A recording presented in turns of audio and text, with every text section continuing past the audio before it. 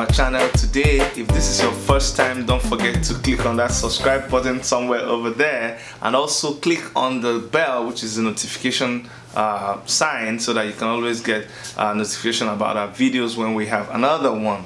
Today we're going to be speaking about a topic that is very, very passionate to my heart. Okay, today I told you we're going to be focusing on the Nigerian youth, but this can work for anybody in Africa or any other part of the world where, you know, we're facing hard times. Let me tell you something.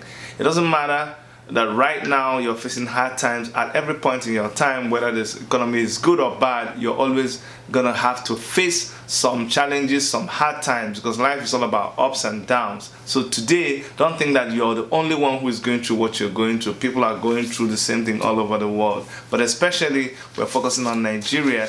Today we're talking about what to do when you do not know what to do. When you find yourself in hard times, what do you do when you've tried everything else and you do not know what to do? I did a couple of research, because I don't like to rely just on what I know.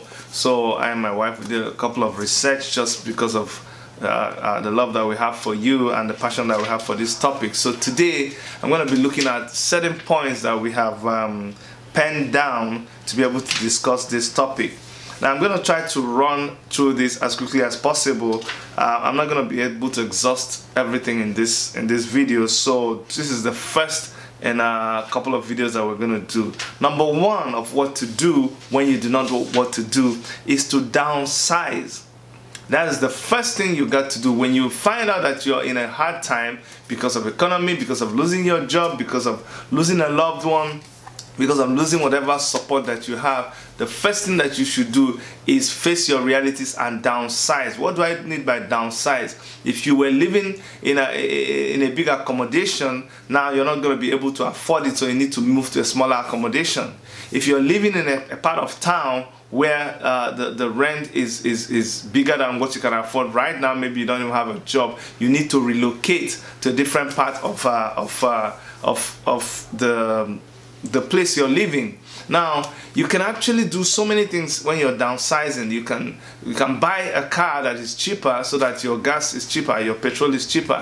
You can cohabitate. You can live with some other people in your house too, so that both of you can share, one or two or three of you can share the rent of the house. So the first thing you have to do is to downsize. If you used to eat in an expensive restaurant, you need to change the restaurant where you eat. If you need to shop in certain places, you got to change the places that you shop. That way you are preparing, or you are trying to live, as people will always say, you're cutting your coat according to your size.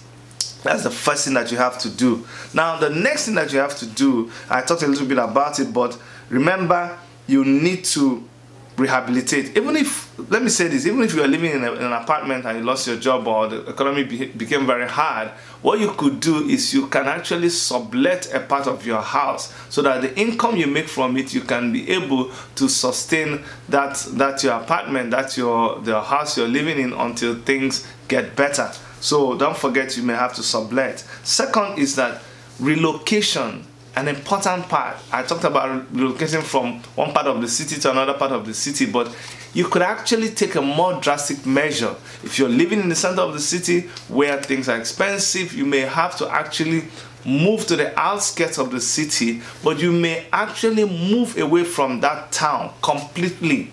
Sometimes you need to move completely away from that town.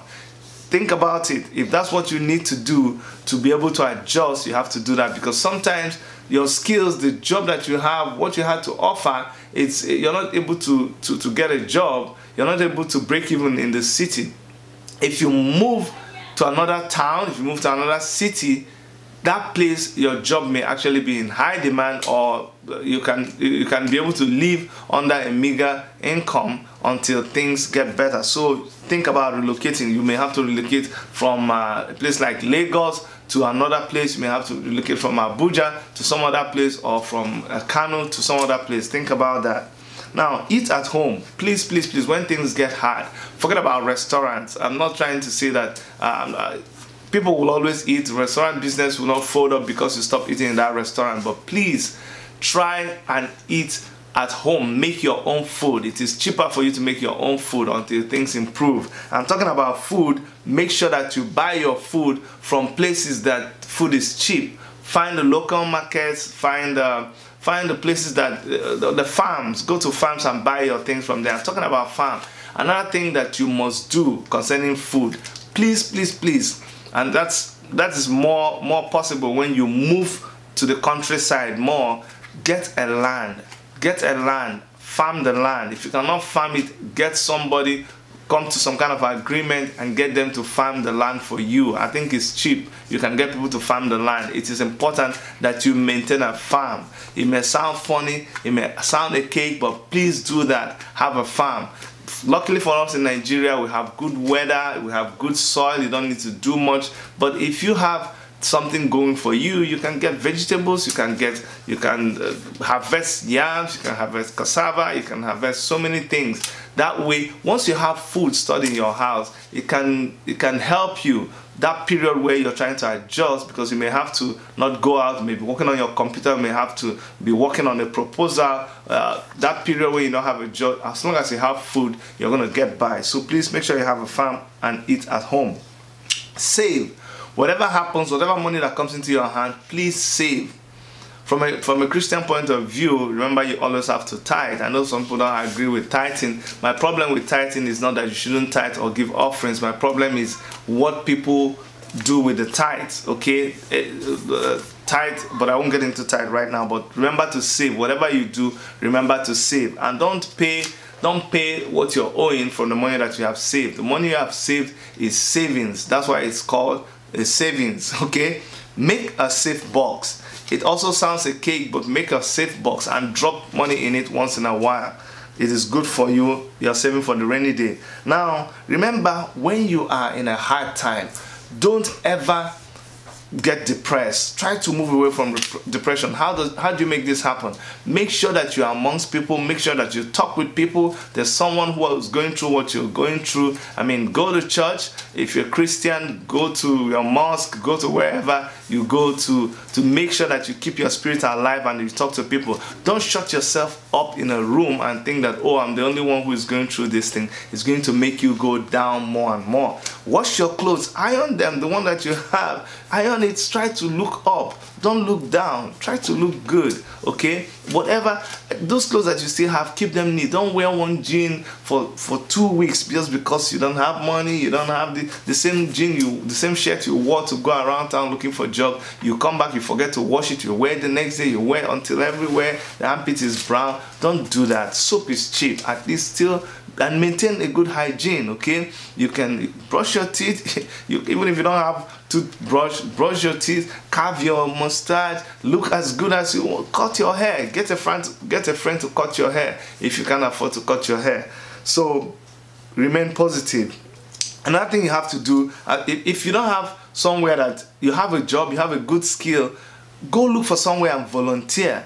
Teach people in your community. Start lesson for kids.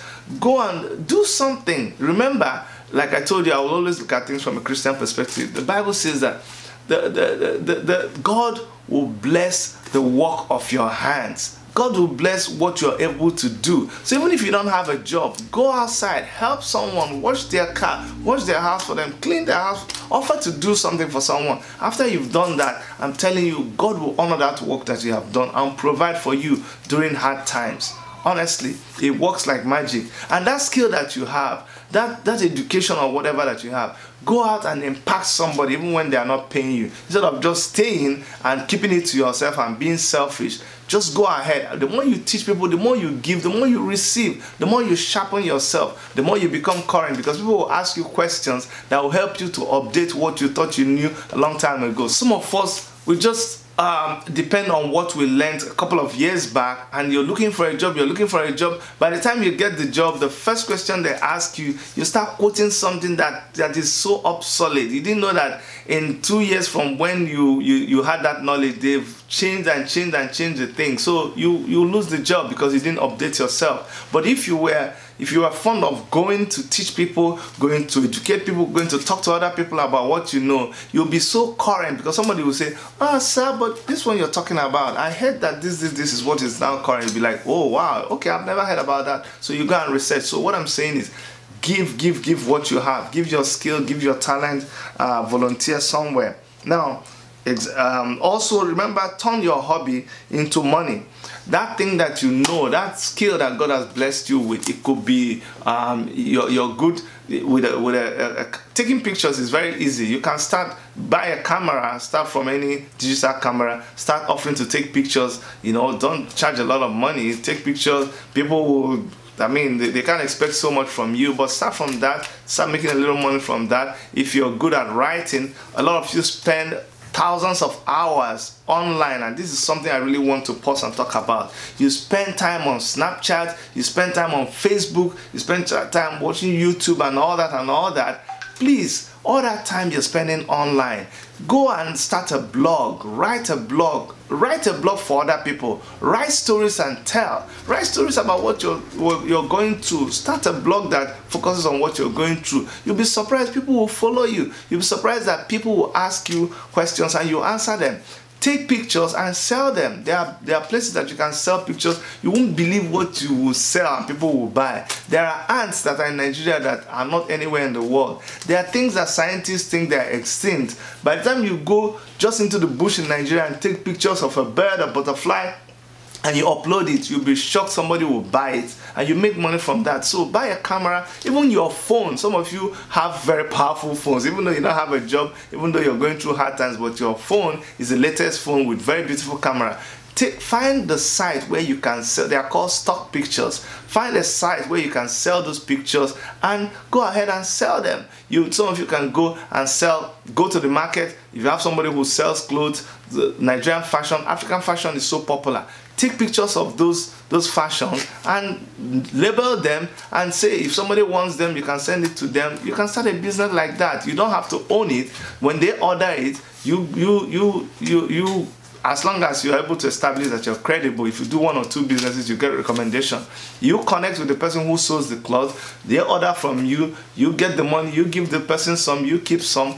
Business has started. So think about that. Use the skills that you have. If you know how to sing, do some online songs and post it up. For ladies, if you can braid your hair, a lot of you are very good with braiding, a lot of you are very good with makeup. You can do makeup, you can do your fingers. Tell people that you can do it. Offer to go to a wedding, go to a ceremony with your makeup thing and gele, and just start doing it for free. Just set up a table and tell people I can do it for you. Just do something. There are so much skills. Let's forget about the government. Let's forget about your uncles and people that you thought could help you. Just leave them aside. Let's talk about what you have been endowed with. Let's start from zero. Like, I don't have money, I don't know where to start, there's no bank loan. Start from what you have. What has God blessed you? And remember, the Bible says, he that does not work, let him not eat. So if you have not worked, you do not have the right to eat. That's why you must make sure that you're doing something every day. Now, when you're going through hard times, it's not a time for you to pack all the stuff that you have and still keep them. There are times when you need to look around you. You're going through hard times. It's also part of downsizing. Sell the things that you have. I have some other stuff that I've written down here for you. I'm going to race through that, and we can cover some in another video. I don't want to spend time on each video because I know that you need a lot of data to be able to watch videos that are long. So I'll just take 2 more topics and then we'll end this video, and we'll take some more in part 2. So I already talked about doing good volunteering. So engage in random acts of kindness. It makes you feel some fulfillment that and keeps you positively. I talked about not spending, don't spend on things that you can actually survive without. Okay, when you eat food, if you need to eat food and drink mineral, drink pop, soft drink, you can eat food without drinking pop. It's all part of downsizing. Everything just has to do with you restructuring yourself so that you can handle the hard times. Now, be willing to make a few sacrifices. Honestly, that is one place that people, you know, it's unfortunate, but you see people committing suicide because they say they can't take it anymore. You can't say you can't take it anymore. You have to be willing to sacrifice. It takes a lot of sacrifice. It takes a lot of hard work. Go and ask anybody who has made it in life. They had to go through hard times. They had to sacrifice a lot to be able. Sometimes you have to sacrifice your friendship. Sometimes it is that relationship that you have to sacrifice. Sometimes it is some pleasures of life. There's something you have to sacrifice to get what you want. It's only temporary. When things come back to normal, you're going to get back everything. That sometimes you need to walk some distances that you normally take a taxi to do, but you can do all that to get by the hard times. When it comes to buying clothes, let me tell you something. When I came to Abuja early, you know, after school, after my youth service, and I was going to church, we used to appear in church. We were leaders in church. We used to appear very immaculate. You see us with our ties, with our suits. Ask anybody. That's why I love Family Worship Center. Family Worship Center trained you to be the best you can. We looked sharp. We dressed like Pastor and Alegoma could then. But you know what? Most of us couldn't even, of course we couldn't afford new suits, but we had to go to the second-hand market. You go there, you pick some nice clothes, you wash them, you iron them, even your suit, and you're looking very sharp. And when you look at yourself in the mirror and you're looking really good, it gives you confidence. So you carry yourself with confidence. And remember, people will address you by the way you dress. This is a popular slogan that we hear in church. So you must make sure that you try to dress well. I talked about this before, but I felt like touching the fact that you may need to actually go and shop in a second-hand store to be able to get by through hard times. Now, of course, change your phone plan to be able to handle your hard times. I'm just gonna stop there for now. But if you didn't hear much of what I said, just remember I told you that during hard times, the number one thing you have to do is to downsize. Cut your coat according to your size. You may have to move out of where you're living. You may have to go back into a village. It does not matter. From there, you can regroup and then plan yourself very well and come back to the city. You can even get a job there temporarily so that you can sustain yourself and you don't feel depressed. Just get by that period. Remember, please, you're not the worst person going. You're not the worst in the situation that you find yourself. Whatever you're going through, other people are going through it. Please don't give up. I know the government is not doing so much right now, especially for youths in Nigeria. There's so much frustration, there's agitation, that people are just depressed. You've tried so many things, but please don't give up, my brother, my sister. Just try once more. Just try once more. It is not worth it for you to be engaged in certain activities that will land you into trouble. And we'll talk about this some other day. We'll talk about what men do in hard times because they think that's the best option. We'll talk about what ladies do during hard times because they think that it's an option. We'll tell you how not to fall into that trap. You don't have to do it. It's not worth it. This has been Chidi from Worship Media, relating with you. Please continue to subscribe to our channel, like our videos, leave us a comment, and come back for our next edition of What to Do When You Do Not Know What to Do. I love you.